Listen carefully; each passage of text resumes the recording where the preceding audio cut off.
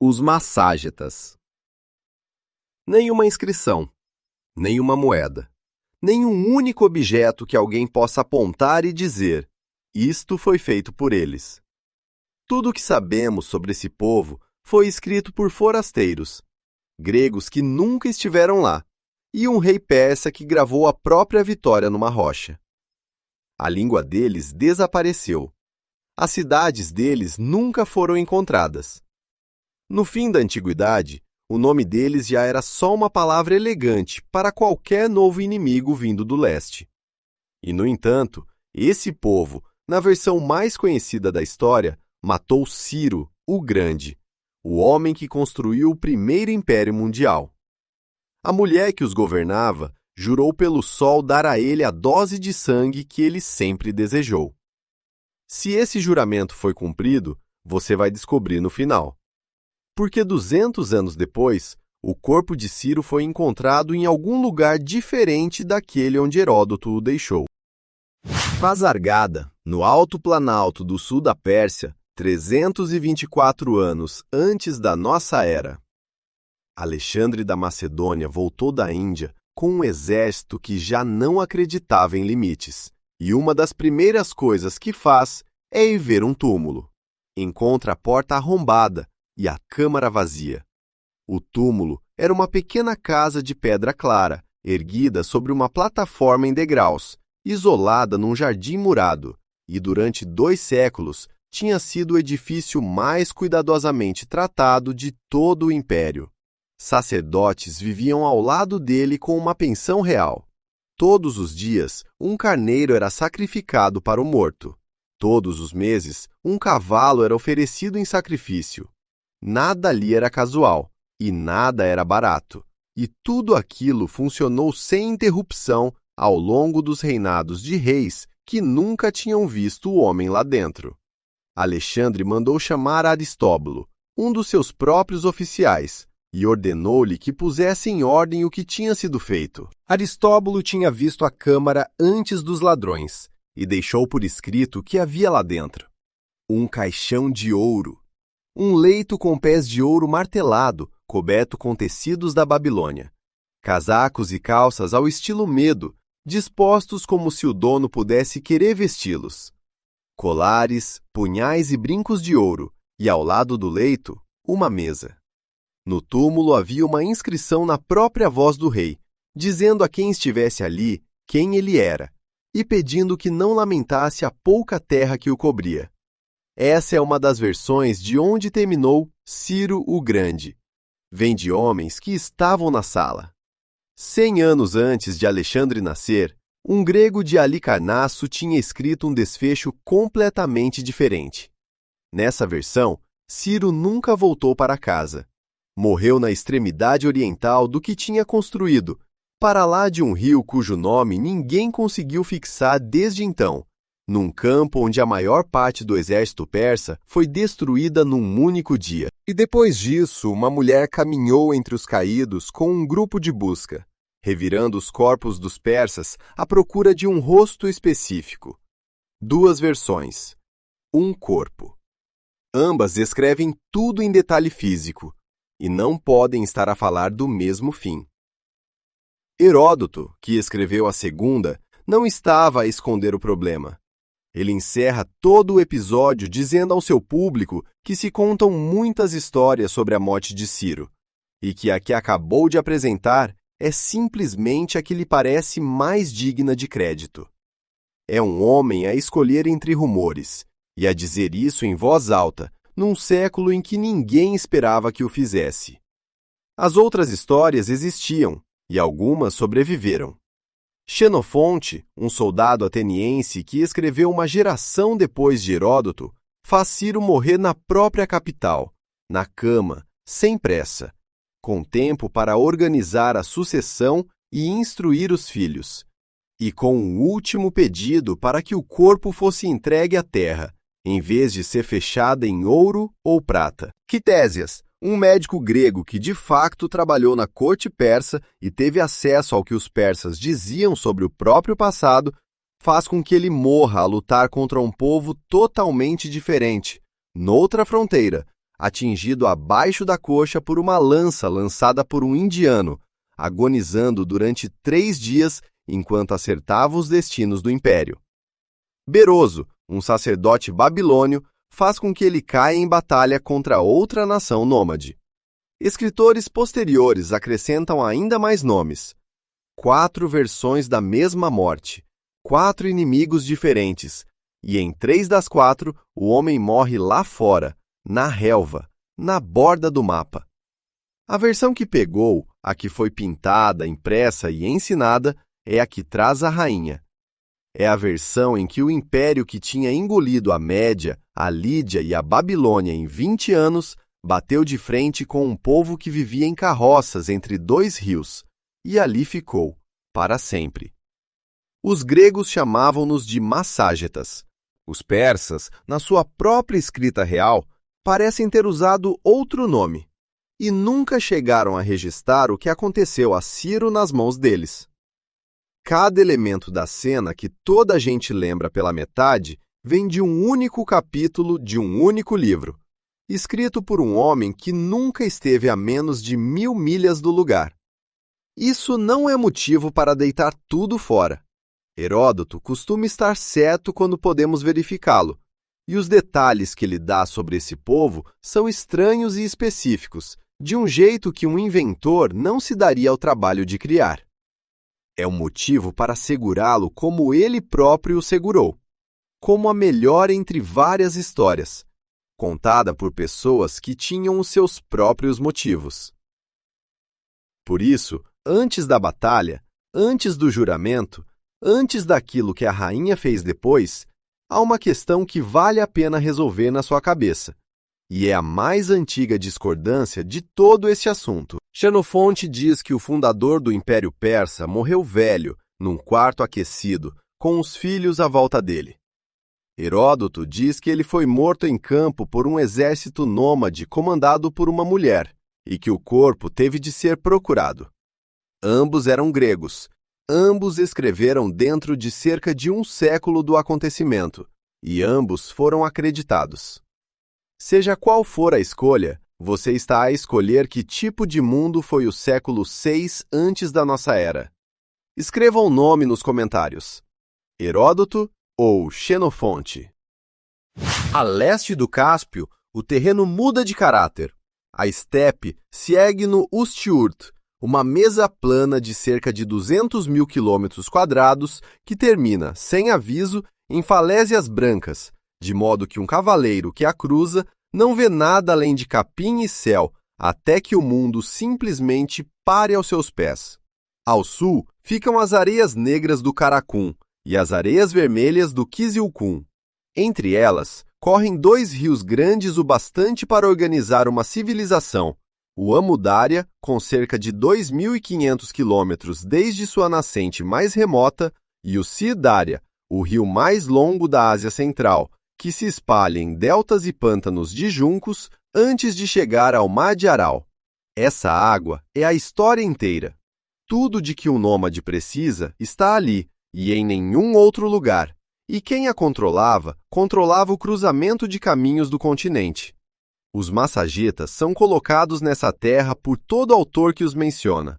A leste do Cáspio, a sudeste do Aral, na região entre os 2 rios e ao redor do antigo reino de Corásmia. O Turcomenistão moderno e o sul do Cazaquistão cobrem a maior parte dela. Eles chegaram ao poder ali no século VIII ou VII antes da nossa era, e ainda eram um nome que importava até o III, mais ou menos meio milênio no topo de um dos sistemas políticos mais duros da Terra. Aqui está a parte que quase ninguém sabe sobre eles. A ascensão deles foi o que colocou a estepe em movimento. A cadeia é esta. A pressão dos massagetas empurrou os primeiros citas para o oeste, através de um rio que os gregos chamavam de Araxes, rumo ao Cáucaso e às planícies ao norte do Mar Negro. Os citas, ao chegarem, expulsaram os cimérios. Os cimérios foram para o sul, para a Anatólia, e abriram caminho a fogo por reinos que já existiam havia séculos, e os citas os seguiram até a Média e a Assíria, ficando tempo suficiente para assustar todo mundo que escrevia qualquer coisa. Cada um desses eventos é famoso. O primeiro empurrão, o que deu início a tudo, veio de um povo cujo nome a maioria dos espectadores nunca ouviu em voz alta. E esse nome, por si só, já é um problema, porque ninguém concorda sobre o que ele significa. Uma corrente o lê a partir de uma raiz iraniana para peixe, o que os tornaria, em linhas gerais, o povo do peixe. E isso combina direitinho com o que as fontes antigas dizem que eles comiam. Outra rejeita totalmente o peixe e deriva o termo de uma palavra bactriana, que significa simplesmente homens. Uma terceira leitura, a que você verá repetida com mais frequência na internet, traduz como os grandes saca, embora nenhuma palavra para grande com essa forma seja atestada no persa antigo. Uma quarta propõe lua. 4 tentativas sérias, 4 respostas diferentes, e nenhuma forma de testar qualquer uma delas, porque o povo a que elas pertencem não deixou nada escrito contra o qual compará-las. Os persas tinham seu próprio termo. Nas inscrições reais, há um grupo chamado os Saca, que usam o chapéu pontudo. E os gregos também conheciam essa expressão e a renderam na própria língua. Vários especialistas identificam esse Saca de chapéu pontudo com os massagetas, e a identificação é amplamente aceita, mas ainda assim continua sendo argumento, não prova. Ela se apoia no lugar onde viviam, no formato do chapéu e em quem os persas estavam combatendo nas décadas certas. Depois, vem a pergunta que vai acompanhar esse povo em tudo que se segue. Eles eram citas? Heródoto os mantém separados. Ele menciona, com cuidado, que alguns dizem que eles são de origem cita, e a formulação é deliberada, porque uma página depois ele corrige uma crença grega, retirando um costume dos citas e entregando-o aos massagetas em seu lugar.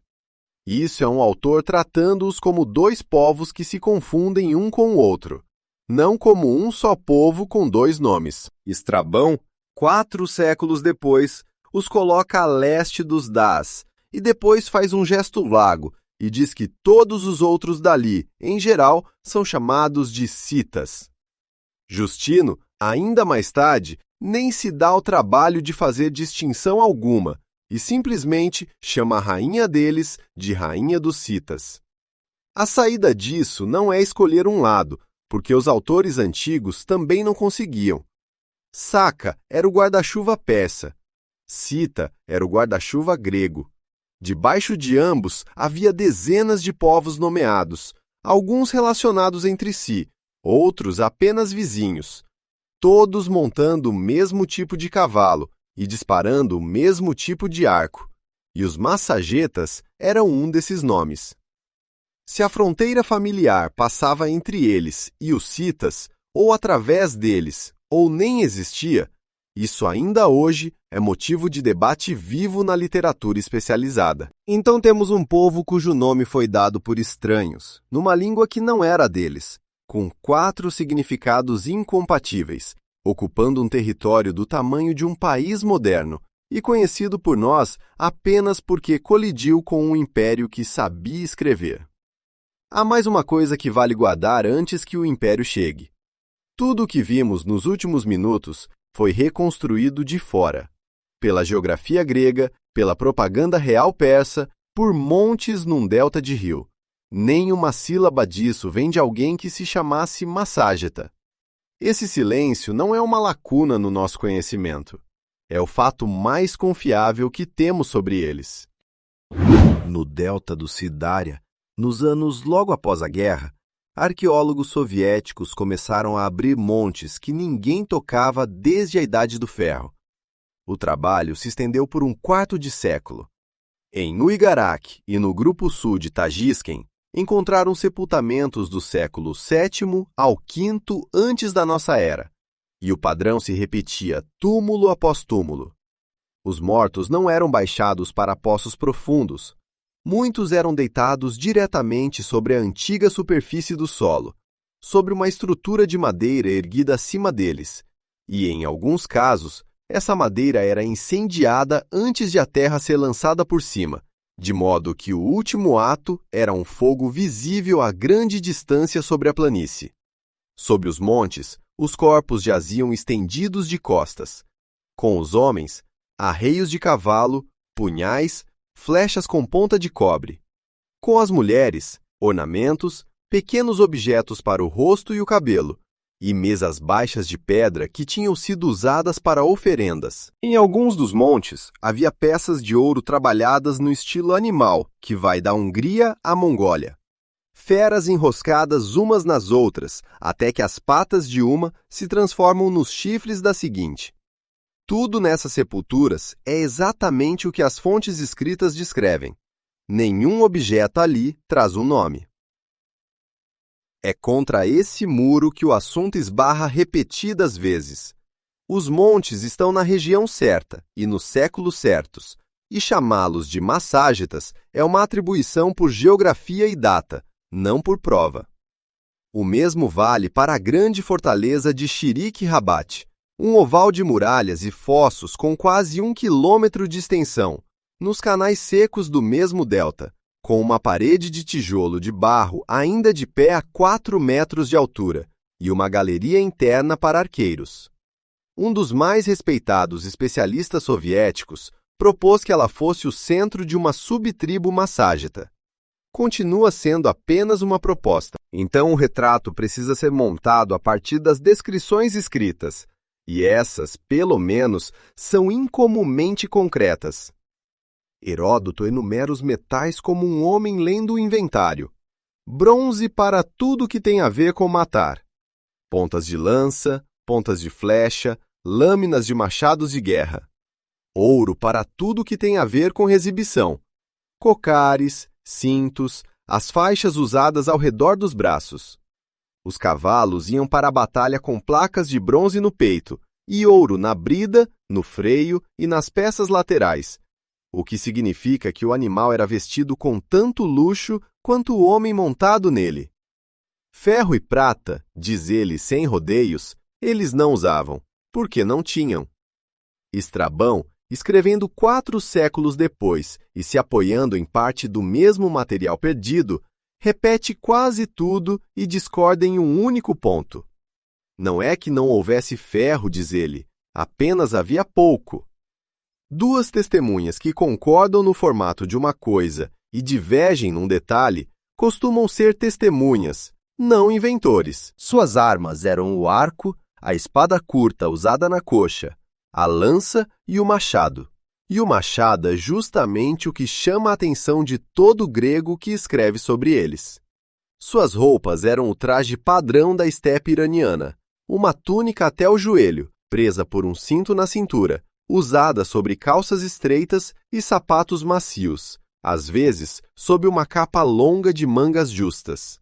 Parte disso era cortada de forma reta e fechada no estilo Meda.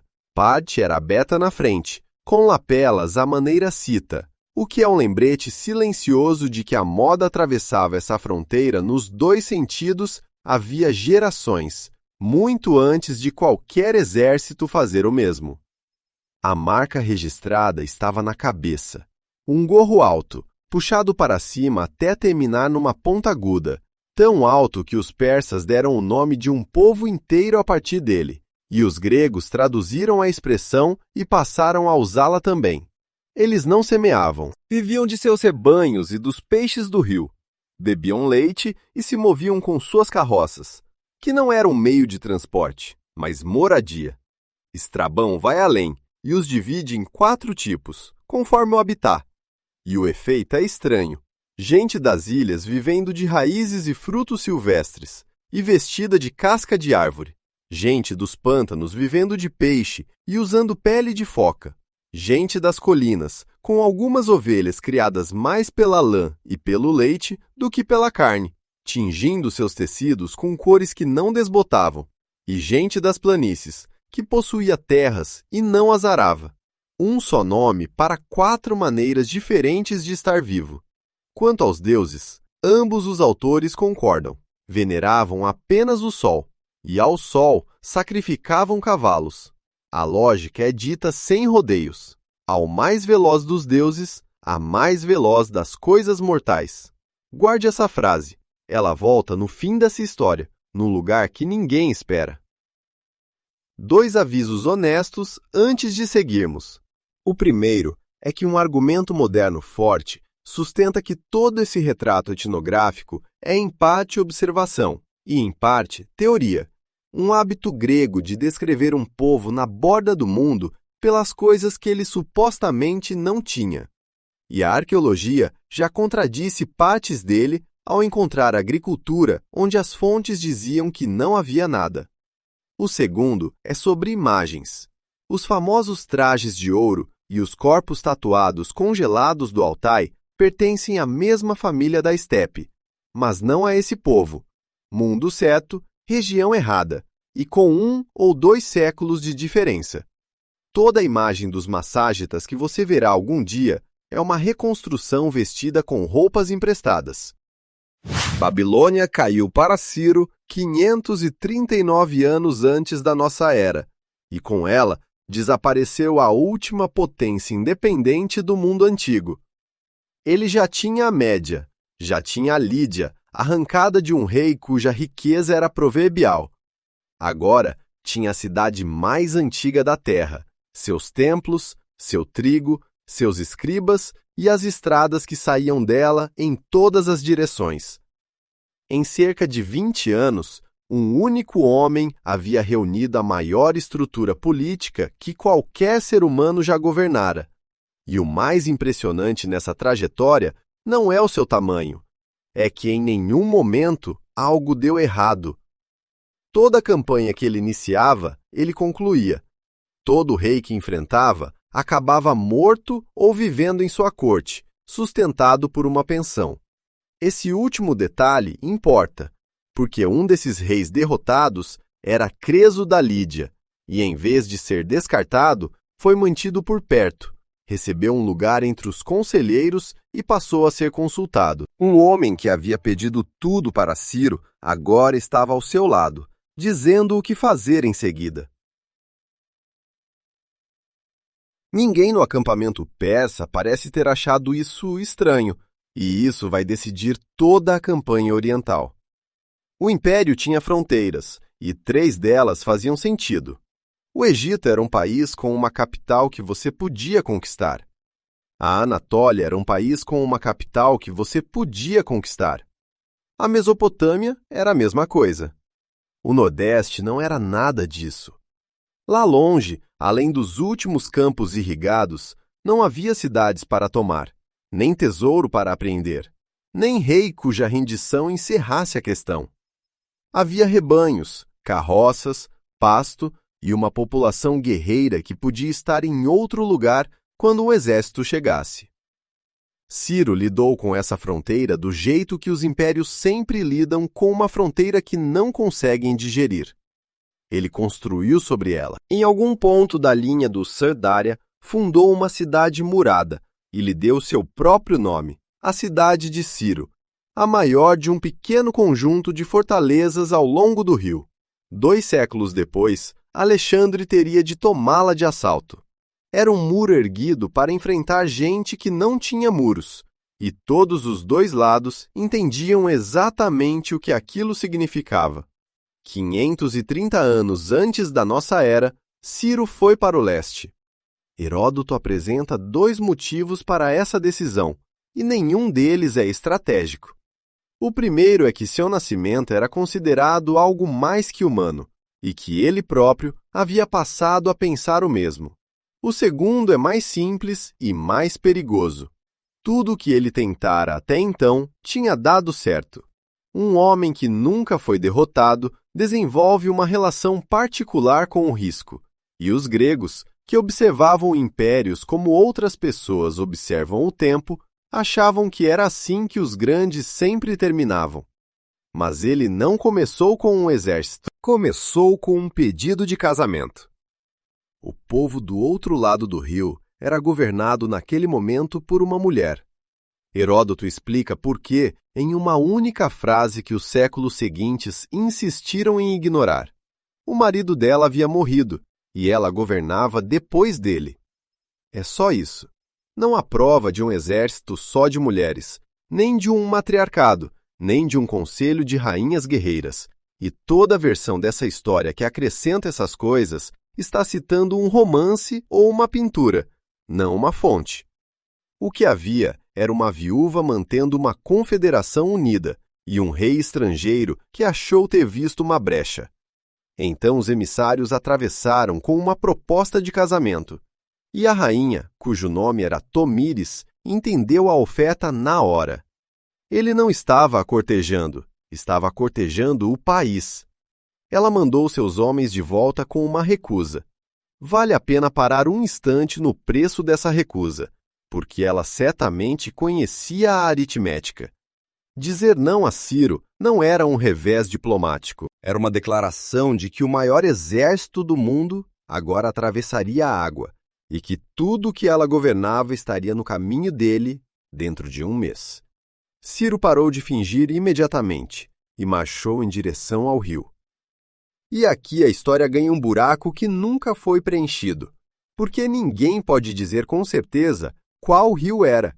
Heródoto o chama de Araxes, e depois o descreve de um jeito que não bate com nenhum mapa, nascendo na Armênia, se dividindo em dezenas de braços, a maioria deles correndo para pântanos, e um deles chegando ao Cáspio.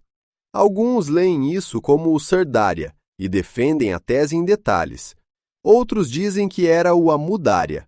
Outros concluem que um grego escrevendo na Jônia juntou discretamente 2 ou 3 rios diferentes em um só, porque tudo que ficava a leste de certa linha era ouvido de segunda mão quando chegava até ele. A campanha mais decisiva da vida de Ciro começa em um corpo d'água que não conseguimos identificar, contra um povo cujo nome não conseguimos traduzir. E isso é o melhor que a informação nos oferece. O que acontece em seguida é o episódio mais bem documentado de toda a história dos Masságetas. E ele sobrevive porque terminou mal para o homem mais famoso do mundo. Na margem oposta, um exército se reunia sem nunca ter visto um jarro de vinho persa, sem jamais ter se sentado a um banquete ao estilo persa, e sem imaginar que isso estava prestes a importar mais do que qualquer arma no campo. Os engenheiros começaram pelo água. Barcos foram trazidos e amarrados uns aos outros, atravessando a corrente, e sobre os convéses desses barcos, os persas ergueram torres, para que a travessia ficasse coberta por cima enquanto o exército passava. Era o método padrão de um estado que operava numa escala que ninguém mais conseguia igualar. Se a geografia atrapalha, reface a geografia. Da outra margem, aquilo devia parecer uma ponte nascendo do nada, dia após dia, num lugar onde nunca tinha existido ponte alguma. Não há madeira a crescer naquela margem. Cada viga dessas torres tinha sido levada até a água de algum outro lugar, e o barulho do trabalho, marteladas, ordens gritadas, cascos rangendo uns contra os outros na corrente, teria ecoado por quilômetros pelo campo aberto, sem nada para absorver o som. Os batedores da rainha tiveram dias inteiros para ficar ali observando a ponte se alongar. Enquanto o trabalho seguia, um cavaleiro desceu até a margem com uma mensagem. Era um arauto, enviado pela rainha. E o que ele disse tinha o equilíbrio formal de algo preparado com cuidado de antemão. Pare de fazer o que está fazendo, disse ele ao rei dos persas. Você não pode saber se isso vai acabar a seu favor. Seja rei do seu próprio povo e suporte a visão de nós governando o nosso. Então veio a proposta, e é por causa dela que esse episódio foi recontado por 2.500 anos. Se você insiste na guerra, disse a rainha, escolha o terreno. Recuaremos 3 dias de marcha do rio e atravessaremos até você. Ou, se preferir nos receber do seu lado, fique onde está e deixe-nos recuar 3 dias de marcha, e então venha. Isso não é uma ameaça, é um conjunto de termos, entregue por uma confederação nômade ao maior império da Terra, oferecendo ao invasor a escolha do campo de batalha. Ciro levou a questão ao seu conselho, E isso por si só já merece atenção, porque um homem que se julgava mais do que mortal ainda consultava outros. Os grandes persas responderam em uníssono: que ela venha até aqui. Lutemos em terreno que controlamos, com nosso abastecimento atrás de nós e o rio à frente dela. Creso foi o único homem na tenda que disse o contrário, e foi também o único homem na tenda que havia perdido pessoalmente um império para a pessoa a quem estava aconselhando. O argumento dele veio em duas partes. A primeira era geral, e é a frase pela qual ele é lembrado. Os assuntos dos homens giram como uma roda, e a roda não deixa a mesma gente ficar com a sorte para sempre. É uma coisa extraordinária dizer a um conquistador no auge da confiança, e veio de alguém com autoridade para dizê-la, porque a roda que ele descrevia já tinha passado por cima dele. A segunda parte era a prática. Se deixarmos que eles atravessem, disse ele, e nos derrotarem, não perderemos apenas uma batalha aqui, perderemos tudo o que está atrás de nós, porque não há nada entre este rio e o coração do império. E se atravessarmos até eles e vencermos, já estaremos dentro do país deles e poderemos avançar sem parar. O risco é do mesmo tamanho dos dois lados da água, mas a recompensa não é. Então ele acrescentou a parte que não parecia guerra nenhuma. Essas pessoas, disse ele, não têm experiência do conforto persa. Nunca foram ricas do jeito que nós somos ricos. Então abatam gado sem contar, preparem a carne, montem um banquete completo no acampamento e coloquem vinho à vontade, sem limite, e deixem para trás a parte mais fraca do exército para guardar tudo. O resto de nós recua até o rio. Tudo o que entrar naquele acampamento vai encontrar um banquete pronto, e homens que nunca beberam vinho farão consigo mesmos o que nossa infantaria não conseguiria. O plano é uma peça de etnografia transformada em arma. Ele só funciona se um detalhe específico sobre o inimigo for verdadeiro, e esse detalhe é o mesmo que Heródoto registra em outro trecho da sua descrição deles. Eles bebiam leite, e o mundo deles não tinha vinhedos. Vinho não era um luxo que eles estavam resistindo, era uma substância que nunca tinham encontrado. Ciro ouviu o homem que havia derrotado e ignorou todos os persas na sala.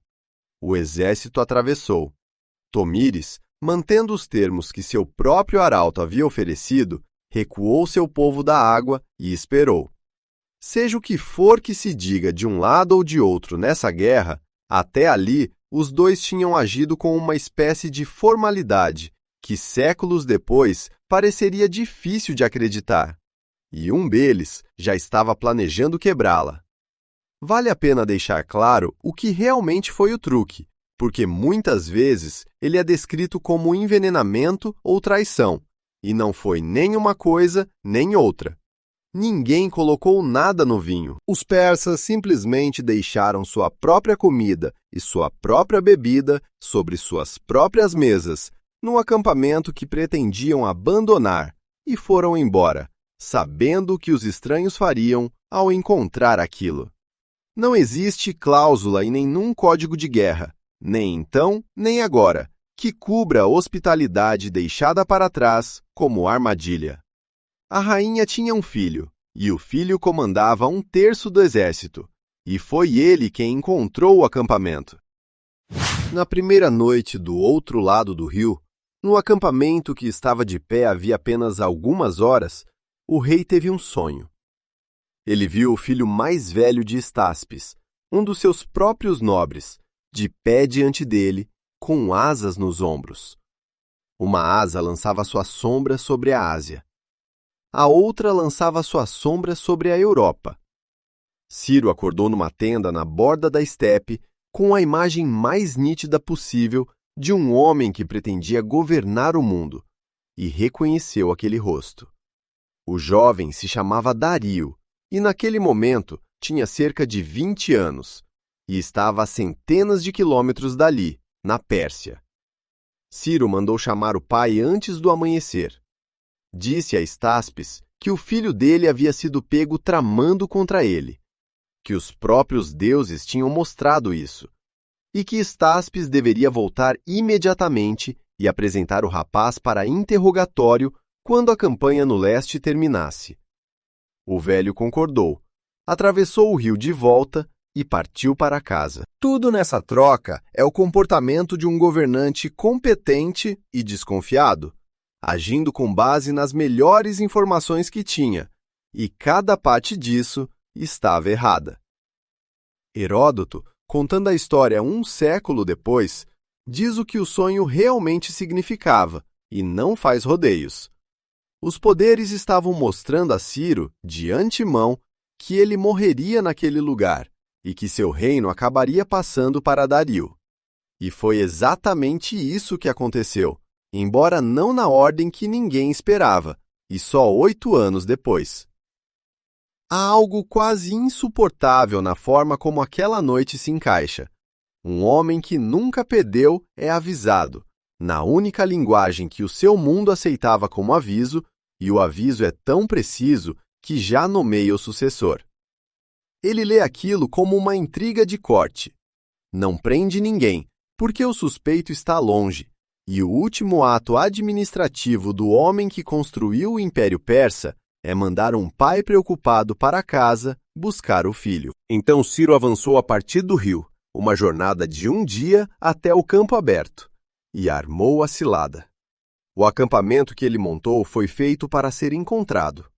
Ele deixou ali a parte menos eficaz do seu exército, os homens que podia perder, e os deixou com um banquete, gado abatido sem contar, a carne preparada e exposta, taças e tigelas de mistura, e vinho em quantidade que nenhum exército carrega para uma única noite. Depois, levou tudo que realmente podia lutar e recuou em direção à água, deixando as fogueiras acesas e as mesas de pé. Imagine o terreno por um instante. Grama plana, já ficando castanha no fim do verão. Um horizonte sem nada e, no meio desse vazio, um acampamento persa com fumaça subindo da carne assada e um cheiro que viajaria por 1 quilômetro no ar da noite. Tudo ali fala de riqueza e tudo ali fala de descuido, e as duas leituras foram preparadas. 1/3 do exército masságeta veio sobre ele, e à frente desse terço cavalgava o filho da rainha. Seu nome era Spagapises. Ele comandava o exército, o que já diz muito sobre como esse povo organizava o poder. A mulher governava e o filho liderava a guerra. E não há em nenhuma fonte a menor indicação de que qualquer uma dessas coisas precisasse de explicação na época. Ele era jovem. Tinha recebido a vanguarda de uma guerra contra o exército mais bem-sucedido do mundo, e a primeira coisa que essa guerra colocou diante dele foi uma posição inimiga com defesa fraca. Eles tomaram o lugar. A guarnição não era forte, e não era para ser, e a luta foi curta. E então, os homens que tinham vencido entraram no meio de um banquete ainda quente, servido sobre mesas, com bebida ao lado, no acampamento que agora lhes pertencia por direito de armas. Nenhum comandante em sã consciência abandona tanta comida. Não havia motivo algum, em terra, para uma força persa deixar aquilo para trás, o que significava, para quem estivesse ali, que os persas tinham fugido e largado tudo, e que a guerra tinha começado com uma debandada. Heródoto não os descreve como tolos pelo que fizeram em seguida. E este canal também não vai fazer isso. Eles fizeram o óbvio. Tinham derrotado o inimigo, estavam com fome e a ceia do inimigo estava bem à frente deles. Havia um único intoxicante naquela terra que Heródoto de fato descreve, e ele pertence a outro capítulo do seu livro.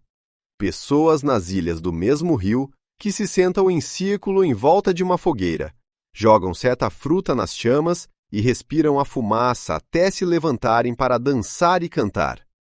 Ele atribui esse costume aos ilhéus, não aos masságetas, e a distinção é dele. Então fica assim. O que importa é a diferença de natureza. Fumaça desse tipo deixa um homem de pé. Eles comeram, beberam o que estava nas taças, no mundo em que nada do que jamais passou pelos seus lábios poderia tê-los preparado para o que o vinho faz. Encheram-se, e então, um a um, no meio de um acampamento capturado, deitaram onde estavam e adormeceram. Em algum lugar atrás deles, no escuro, um exército que tinha sido derrotado pela manhã estava se virando e voltando. Os persas voltaram ao próprio acampamento no meio da noite e encontraram ali um terço do exército masságeta dormindo. O que se seguiu não foi uma batalha. Foi a captura de um exército que já não conseguia se pôr de pé. Muitos foram mortos. Um número muito maior foi levado vivo. E esse é o detalhe que importa, porque os prisioneiros eram o objetivo de toda a operação.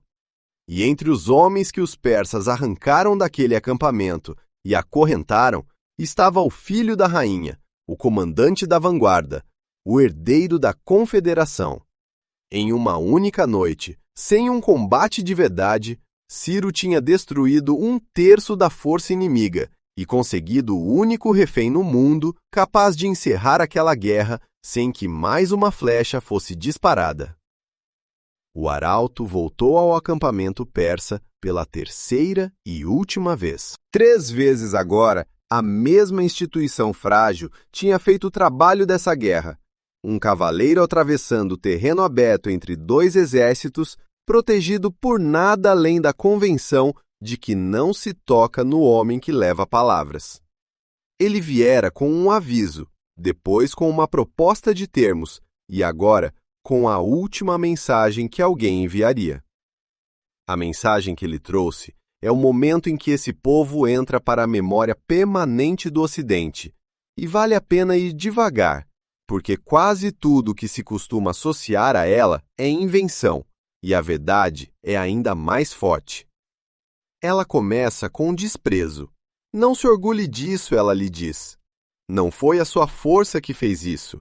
Foi o fruto da videira, a bebida que enche os seus homens de loucura e faz subir deles palavras malignas, e você a usou contra pessoas que nem sabiam o que era. Depois, os termos. Devolva-me meu filho, pegue o seu exército e deixe este país, e você poderá sair impune pelo que fez a 1/3 do meu povo. Recuse e há isto. Heródoto nos dá as palavras exatas do que vem a seguir, e elas merecem ser ouvidas na tradução antiga, porque a forma da frase é a forma da mulher. Juro-te pelo sol, que é senhor dos masságetas, que certamente te darei a tua porção de sangue, insaciável como és. Cada elemento desse juramento é preciso, e nada ali é enfeite. O sol não é um floreio poético.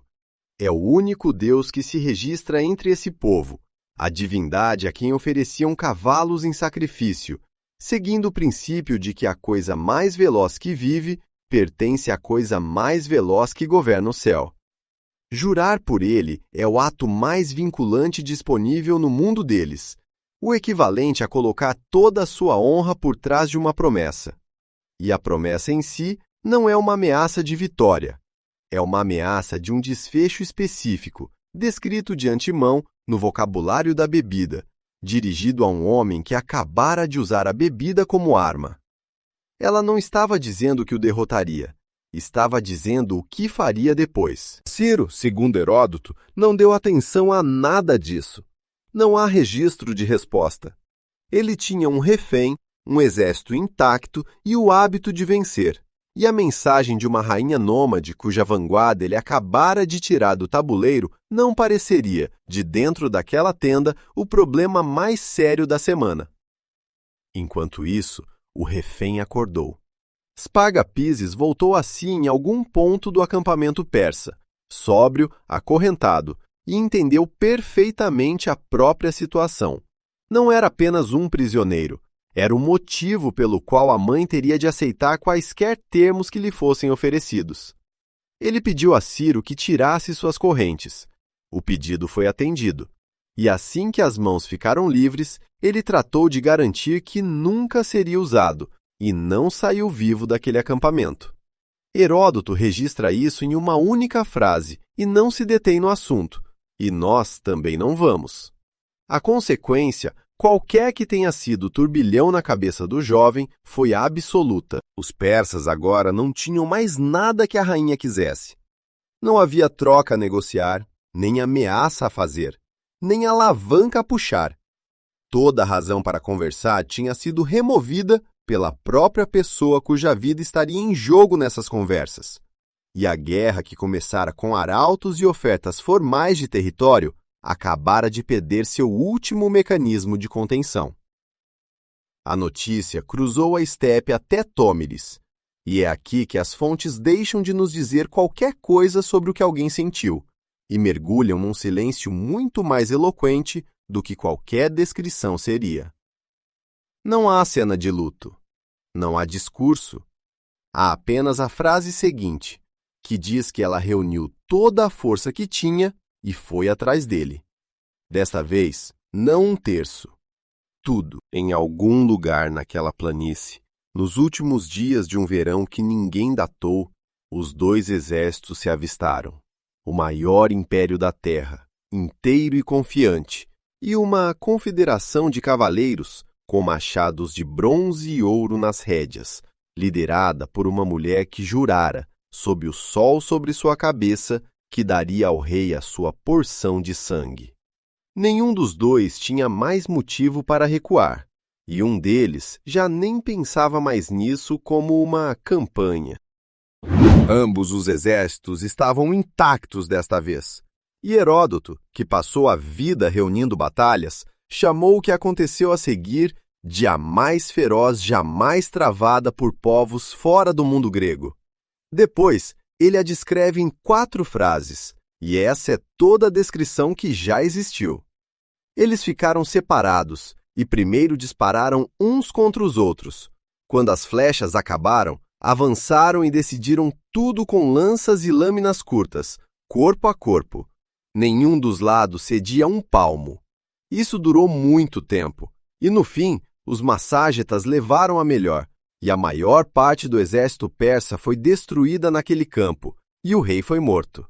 Todo o resto sobre a batalha mais decisiva do século VI antes da nossa era desapareceu.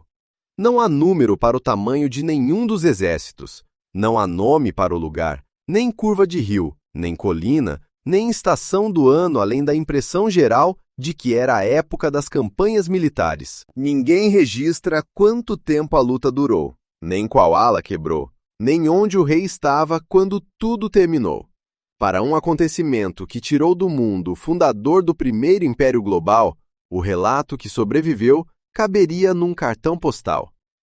O que essas 4 frases nos dão é uma forma, e essa forma é reveladora se você souber do que esses 2 exércitos eram feitos.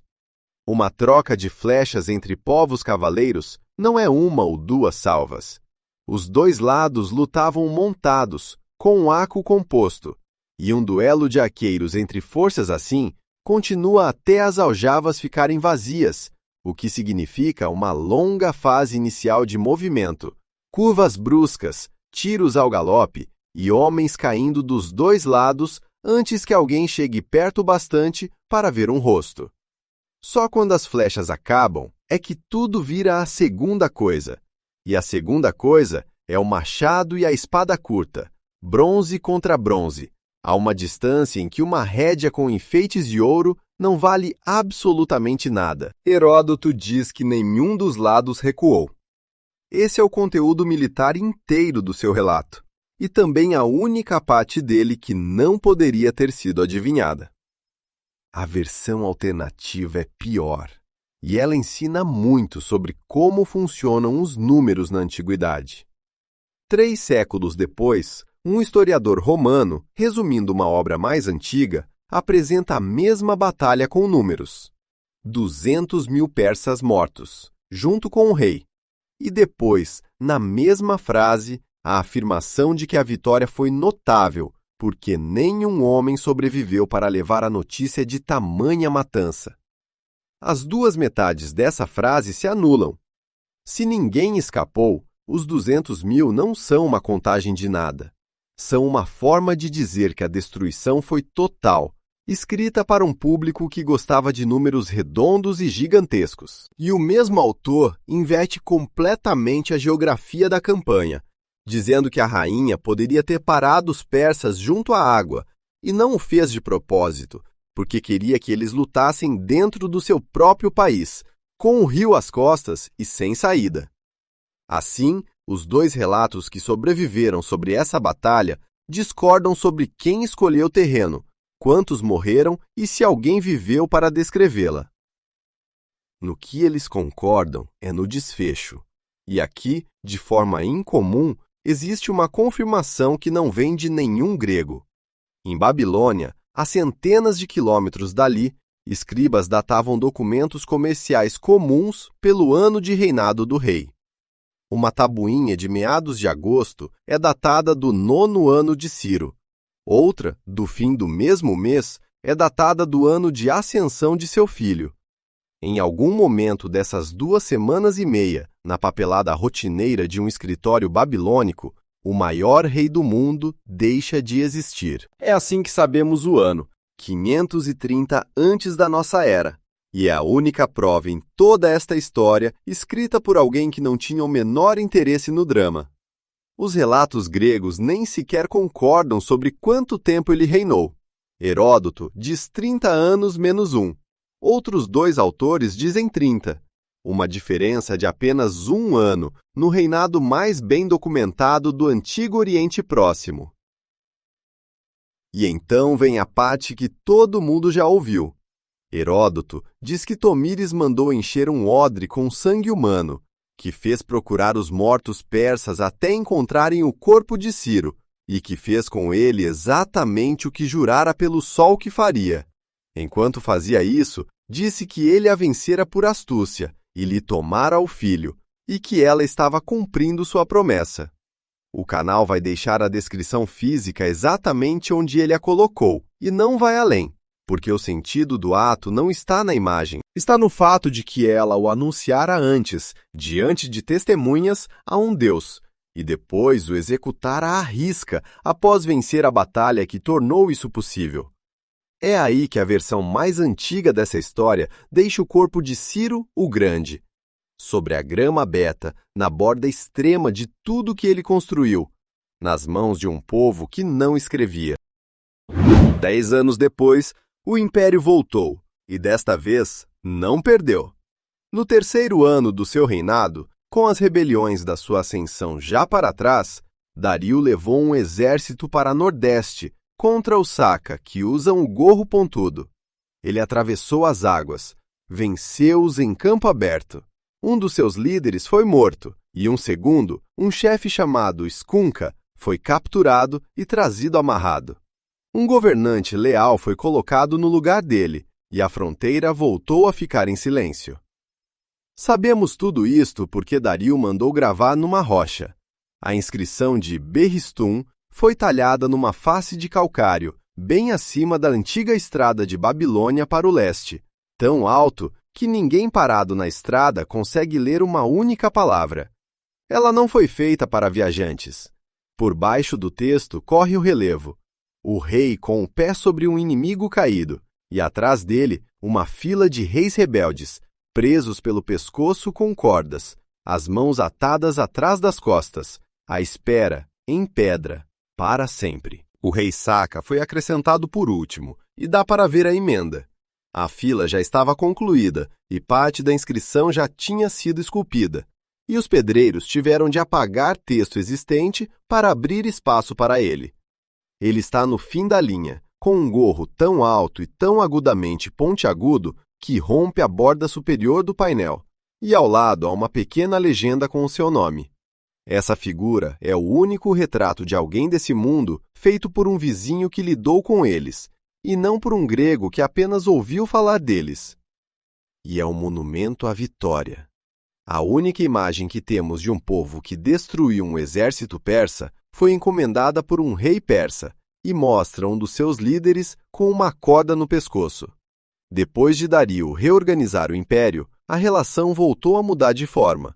O território Saka passou a ser administrado dentro do sistema persa, avaliado no mesmo distrito fiscal que os medos, e a estepe começou a fornecer ao exército imperial aquilo em que era melhor: arqueiros montados. Os homens cujos pais tinham esvaziadas aljavas contra a cavalaria de Ciro agora cavalgavam ao soldo do neto de Ciro.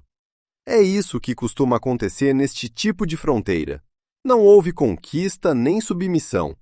Houve uma lenta transformação de inimigo em fornecedor. Depois disso, as fontes calam-se durante a maior parte de 2 séculos. Elas voltam a aparecer sob Alexandre, e não como protagonistas. Quando a Sogdiana se levantou em revolta atrás dele, o homem que a liderava, Espitâmenes, foi à estepe buscar cavalaria e conseguiu. 600 cavaleiros masságetas de início, e depois milhares de outros guerreiros nômadas. Eles emboscaram uma coluna macedônia e despedaçaram uma saída de guarnição. Nessa guerra era um braço de aluguer, e um braço muito bom. E os macedônios levaram-nos tão a sério que foi enviada uma coluna inteira, comandada por um dos melhores oficiais de Alexandre, para os caçar. O que pôs fim a essa campanha diz mais sobre eles do que qualquer batalha. No inverno, com Alexandre a preparar-se para marchar para o deserto atrás deles, fizeram as contas. Proteger Espitâmenes tinha ficado mais caro do que ele valia. Então mataram-no e enviaram a sua cabeça a Alexandre, na esperança de que isso fizesse os macedônios recuar. Outras tradições contam a morte de forma diferente, mas a versão com as melhores fontes por trás, escrita a partir das memórias de homens que estiveram nessa campanha, é a que coloca a decisão nas mãos deles. Funcionou. Alexandre não veio. 1 século depois disso, eles reaparecem pela última vez, e reaparecem como fazedores de reis. Quando Arsaces, fundador do Estado Parto, fugia de um rei Seleucida com um exército no encalço, foi para norte, em direção às areias, e foi acolhido por uma subtribo dos Masságetas. Com esse abrigo e esse apoio, o seu povo sobreviveu à estação, e o estado que construíram acabou por lutar contra Roma durante 300 anos. Nos canais secos do delta do Sirdaria, há uma grande fortaleza oval de muralhas e fossos, com quase 1 quilômetro de largura, que um arqueólogo propôs como centro exatamente dessa subtribo. A proposta nunca foi provada e nunca foi abandonada. E depois, o nome simplesmente desaparece. Não há uma última batalha, não há massacre nem deportação, nem um colapso dramático para apontar. Ao longo do 3º século antes da nossa era, os autores que cobrem essa região começam a nomear uma confederação diferente como os nômadas importantes dali, e os masságetas caem em desuso. Alguns especialistas dizem que foram absorvidos por essa nova confederação. Outros defendem que se fundiram para o oeste na mistura que viria a tornar-se os alanos, que cavalgariam até Espanha e ao norte de África em poucos séculos. Ninguém consegue mostrar o mecanismo, porque a única prova de que um povo existiu era o facto de os de fora continuarem a escrever o nome dele, e a prova de que deixaram de existir é que os de fora deixaram de o escrever. E isso leva-nos de volta a um túmulo no sul da Pérsia, e a pergunta para a qual toda esta história tem caminhado. No ano em que Alexandre voltou da Índia, foi apazargada ver a sepultura de Ciro. Antes de a abrirmos, escreva a sua própria resposta a uma pergunta diferente e continue a ver para se confirmar. Em todas as escavações feitas nesse delta desde então, o que é que alguma vez saiu da terra com o nome deste povo gravado? O túmulo em Pasárgada ergue-se no que antes era um jardim murado, numa planície cercada por montanhas secas, e durante 200 anos, o Estado pagou pela sua manutenção de um jeito que deveria calar qualquer um que prestasse atenção. Sacerdotes viviam no local. Um carneiro era morto ali todos os dias, e uma vez por mês, às custas do império, um cavalo era sacrificado para o homem lá dentro. Um cavalo, todo mês, para um rei morto. Lá na estepe, no outro extremo desta história, um povo que quase não tinha prata nem ferro oferecia cavalos ao sol, com base no princípio declarado de que a coisa mais veloz que vive pertence à coisa mais veloz do céu. Duas sociedades que só se encontravam para se destruir estavam matando o mesmo animal por algo muito parecido com o mesmo motivo, porque vinham do mesmo antigo mundo iraniano e simplesmente se afastaram para extremos opostos dele. Alexandre encontrou a câmara arrombada e o conteúdo desaparecido e ordenou ao seu oficial que restaurasse o que pudesse ser restaurado e que murasse a porta. A inscrição no túmulo ainda era legível, e é a segunda e última coisa nesta história que você ouvirá nas palavras exatas em que chegou até nós. Ó homem, eu sou Ciro, filho de Cambises, que fundou o Império dos Persas e foi rei da Ásia. Não me invejes, pois, este monumento. Não me invejes este monumento. O que levanta a pergunta em torno da qual a hora inteira vem girando. Heródoto deixou aquele homem sobre a relva aberta, a 1000 milhas a nordeste, entre os mortos persas, nas mãos de uma rainha que havia jurado o que faria quando o encontrasse. Nenhum autor antigo explica como ele saiu de lá para um caixão de ouro em sua própria capital. Nenhuma fonte descreve uma recuperação, um resgate, um retorno negociado do corpo, ou uma comitiva funerária seguindo para o norte. A lacuna é total, e ela fica entre os dois fatos mais famosos sobre a morte de Ciro o Grande. E isso antes mesmo de contar os outros finais. Quitésias, o médico grego que trabalhou dentro da corte persa e ouviu a versão da própria corte, diz que ele morreu lutando contra um povo totalmente diferente, numa fronteira totalmente diferente, atingido abaixo da coxa por uma lança, vivendo mais 3 dias e usando esse tempo para organizar a sucessão. Beroso, o sacerdote babilônico, o mata em batalha contra outra nação nômade.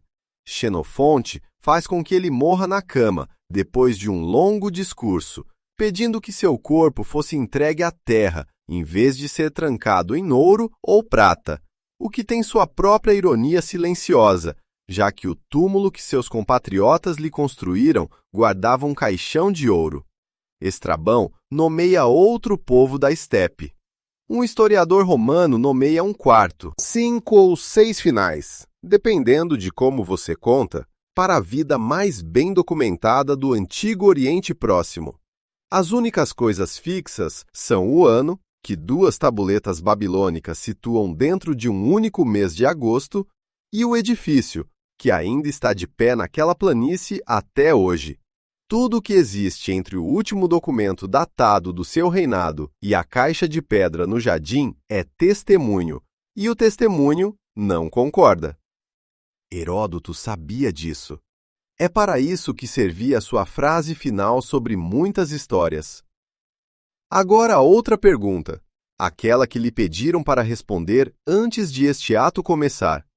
Em todas as escavações feitas ao longo desses rios desde a guerra, o que já saiu da terra com o nome desse povo gravado nele? Nada, nem um único objeto. Há centenas de montes, e alguns são riquíssimos. Ouro no estilo animal, arreios de cavalo colocados ao lado dos homens, mesas de oferendas ao lado das mulheres, câmaras de madeira queimadas antes de a terra ser lançada por cima. Há uma fortaleza enorme no delta que um arqueólogo ligou a uma subtribo massageta e que, desde então, todos chamam de hipótese. Há uma armadura de ouro do extremo sudeste do Cazaquistão, com milhares de placas, do mesmo mundo da estepe, mas 2 séculos tarde demais. Há os túmulos congelados do Altai, com seus corpos tatuados e seus tapetes, aparentados e não idênticos, mais distantes desta história do que Londres está de Roma. Cada uma dessas coisas vem acompanhada de um palpite. Eles são o único povo antigo desta série que pode ser identificado por uma ausência e por mais nada. Até o nome deles sobreviveu em bocas erradas. Séculos depois do último deles, Um oficial romano escrevendo história chamou os alanos de seus descendentes, e um bizantino, ao falar de uma guerra na África, usou a mesma palavra para hunos. O nome virou fantasia, algo para vestir um novo inimigo quando você queria que seus leitores sentissem o medo antigo. Esse é o destino final dos massagetas. Não conquistados, não massacrados, não assimilados de nenhum jeito que alguém possa documentar, mas emprestados, usados por estranhos e passados adiante. O que resta é uma promessa. Uma mulher que ninguém consegue desenhar, num país que ninguém consegue mapear com precisão, jurou pelo sol sobre a cabeça que daria a um rei o seu quinhão de sangue. E depois cumpriu a promessa. E a única razão de sabermos disso é que um grego, 2 gerações depois, achou que era a mais crível de todas as histórias que lhe contaram.